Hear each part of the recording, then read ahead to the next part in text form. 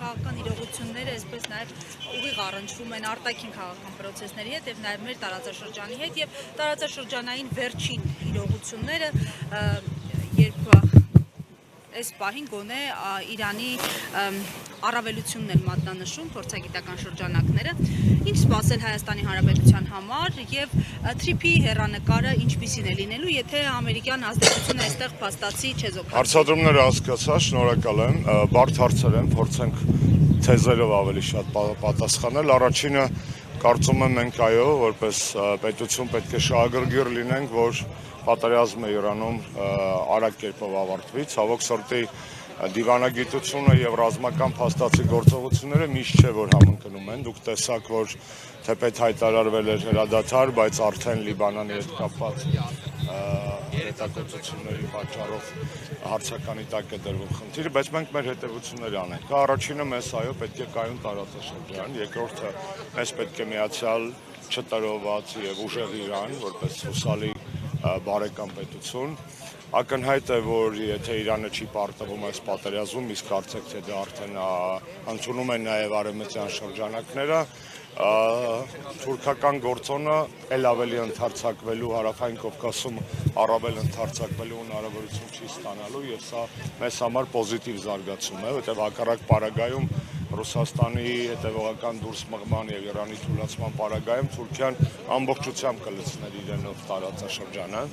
Հաջորդ հետևությունը, որ պետք է անել այն է, որ ամերիկյան անվտանգային գարանտիաները չեն աշխատում, անգամ այն պետությունների համար, որտեղ ԱՄՆ-ն իրոք ունի ռազմաբազա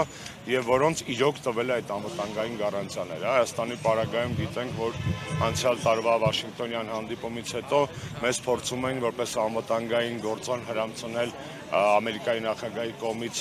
պարզապես վկա լինել այդ արարողությանը,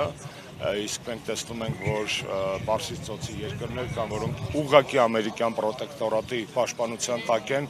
բայց դա իրենց չի պաշտպանել, չի փրկել տարածաշրջանային պատերազմական գործողությունների մեջ ներգրավելու հնարավորությունից, այսինքն սա եւս մի անուղղակի, բայց շատ կարևոր փաստարկ է բացահայտելու համար, որքան փուչիկ է Նիկոլ Փաշինյանի կողմից հրամցվող այսպես կոչված խաղաղության մոդելը, որը իրականում խաբեության մոդել է։ Եվ այս ամենով հանդերձ վերջին դասը երևի թե որ այս պահին պետք է քաղել հետևյալն է, եւս մեկ անգամ համոզվենք, որ փոքր պետությունները իրավունք չունեն դառնալու մեծ պետությունների գեոպոլիտիկ խաղերի ձեռքերում խամաճիկ, հակառակ պարագայում առաջինը հենց իրենք են տուժելու։ Սա էլ որպես էլի ուժեղ փաստարկ Նիկոլ Փաշինյանի կողմից հրամցվող խաղաղության մոդելը ջախջախելու համար։ Սա այս պայդրությամբ մի քանի այսպես առաջին դասերը, որ կարող են քաղել իրանական պատերազմի ներկայիս վիճակից։ Նայեք, դասերը քաղել, բայց Հայաստանի իշխանությունները շարունակում են խաղաղության օրակարգը, այսպես կոչված խաղաղության օրակարգը համարել իրենց մոնոպոլիան եւ խաղարկել նախընտրական փուլում, ավելին սրան զուգահեռ նաև արևմտյան երկրների աջակցությունն են ցուցադրում, սպասվում է եվրոպական գագաթնաժողով մայիս ամսի սկզբին, Իսակովի Պողոտանն են հատուկ դրա համար նորոգում, հատկացումներ են արվել, մեծ շուկով պատրաստվում են։ Ինչ է տալու այս գագաթնաժողովը Հայաստանի Հանրապետության եւ իշխանություններին։ Այս առիթով շատ մանրամասն խոսել ենք, նաև մեր համագումարին նախագահ Սերժ Սարգսյանի ելույթում ընդդիմությանն արված առաջարկությունների փաթեթում կար նաև հանրապետականի առաջարկը համաձայնել, որպեսզի մենք համակարգենք միացյալ ընդդիմության, նորից կրկնեմ, միացյալ ընդդիմության ջանքերը այդ քաղաքական համաժողովը ոչ թե նիկոլական խնջույքի էր Հայաստանի դառը իրականության վերաբերյալ ճշմարտություն հասցնելու։ Հայաստանի տեսեք, եթե լիներ այլ ժամանակահատված, այլ իշխանությունների օրոք, ես միանշանակ կողջունեի դա։ Այլ ժամանակահատված ասելով ի նկատի ունեմ նախ եւ առաջ, որ կարելի էր այդ գագաթնաժողովները տարեկան 2 անգամ են լինում, կարելի էր հանգիստ այս մեկը տանել Բրյուսել եւ հաջորդ աշնանը հետընտրական ժամանակահատվածում գալ Հայաստան։ Ես հաստատ կողջունեի ԵՄ Հայաստան գործընկերային օրակարգի առաջ մղումը, եթե այդ օրակարգը լիներ իրական, եթե այդ օրակարգը բխեր Հայաստանի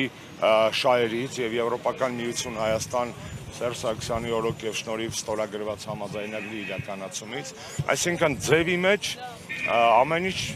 կարծեք թե լավն է, բայց բովանդակության մեջ եւ ժամկետի եւ օրակարգի առումով կեղծ է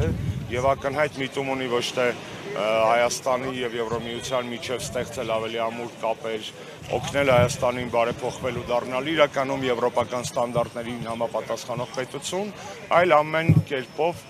աջակցել Նիկոլ Փաշինյանի վերարտադրությանը եւ այստեղ ուզում եմ կրկնել շատ արդիական մի թեմա, որը հիմա միջազգային մամուլը քննարկում է, խնդրում եմ այս թեման հատուկ ընդգծենք։ Ամերիկայի Միացյալ Նահանգների փոխնախագահ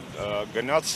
Բուդապեշտ Օրբանին ընտրություններից առաջ սատարելու։ Եվրոպական ողջ լիբերալ մամուլով վայնասուն է բառի բուն իմաստով, որ վայ ԱՄՆ փոխնախագահը գնացել է Օրբանին նախընտրական սատարում հայտնելու համար, դա միջամտություն է ընտրությունների մեջ եւ այլն։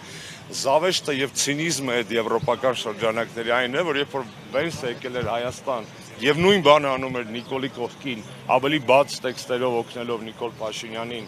քաղաքական մրցակիցների նկատմամբ առավելություն ձեռք բերելու, եվրոպացիները ողջունում էին, ասում են վայ, այս ինչ լավ այց է, վայ Հայաստանը դեպի արևմուտք է թերքում եւ այլն։ Այսինքն սա այս դեպքը ընդգծում եմ հիմա, որովհետեւ A արդիական է, B ամենացայտուն ապացույցն է, թե ինչ ցինիկ են, ինչ ծիծաղելի աստիճանի շահարկվում են եվրոպական այն արժեքները, որոնց ես հավատում եմ, վատենն է, որ իրենք չեն հավատում իրենց իսկ արժեքներին արժակած։ Եվ նորից կրկնեմ, եվրոպական քաղաքական հանրույթի հավաքը այստեղ շատ լավ առիթ է ժողովրդին, հասարակության, ընդդիմադիր ուժերին ցույց տալու Հայաստանի իրական վիճակը, ցույց տալու քաղբանտարկյալներին, մամուլի նկատմամբ ճնշումները, ցույց տալու վստահ, այսինքն ով կարա խանգարի մեզ, մեր քաղաքում անել 50-100 հոգանոց պիկետներ կամ ցույցեր կամ տարաբնույթ փողոցային կրեատիվ ակցիաներ, տարբեր պատվիրակությունների դիմաց։ Ուզում եմ մի բանը շեշտեմ, այսօր անպայման մեզ էլ փորձենք առանձին շեշտադրել,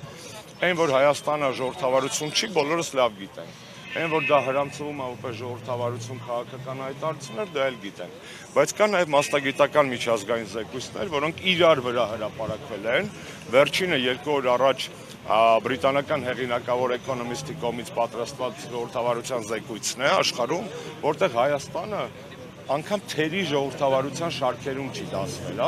կան ամբողջական ժողովրդավարություններ, թերի ժողովրդավարություններ եւ կանք մենք նիկոլական հիբրիդային Հայաստանը, որ ասում են հիբրիդային պատերազմ, այդ հիբրիդայինը գլխներին եկավ, որերորդ անգամ դիագնոզվել է, որ Նիկոլի ռեժիմը ժողովրդավարական չի, իդեպ Դավիթի առիթով ենք այստեղ, ուզում եմ ասել ուրախությամբ ասել, որ Դավիթ այլևս մեր ոչ միայն ընկերն է, կուսակցական ընկերը, պայքարի ընկերը, այլ նաև ՀՀԿ ԳՄ նորընտիր անդամ, առաջին անգամ ենք այս կարգավիճակում Դավիթի դատերին, եւ ուզում եմ շեշտել, որ այդ զեկույցում գրած է, որպես հետընթացի հիմքեր գրած է իշխանությունների կողմից հետապնդվում են անդիմադիր քաղաքապետերը։ Իհարկե դա եւ Դավիթն է, եւ ժամանակին Մամիկոն Ասլանյանն էր առ այսօրում վրա կա այդ դատավճիռը եւ Վարդան Ղուկասյանն է եւ Փարաքյալի սպանված քաղաքապետը, այսինքն մենք բոլորը տեսնում ենք, որ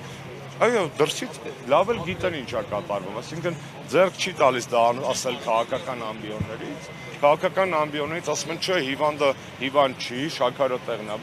բայց թղթում թաքուն գրում են, որ բանա արտարգանդային ժողովրդավարական հղիություն ունի, որ ես իմ տես տարբեր բաներ են գրում, էլի, եւ այլն։ Մեր եթե տենց այդ լեքսիկոնով շարունակենք, Հայաստանի հիվանդության պատմությունը առանձին պապկա է, առանձին ֆայլ է, այն ինչ որ ասում են Հայաստանի ռեժիմի մասին դա կենաց է, իսկ պապկեն առանձին կա, եւ վստահ եմ այդ պապկեն մի օր աշխատելու է հենց Նիկոլի դեմ։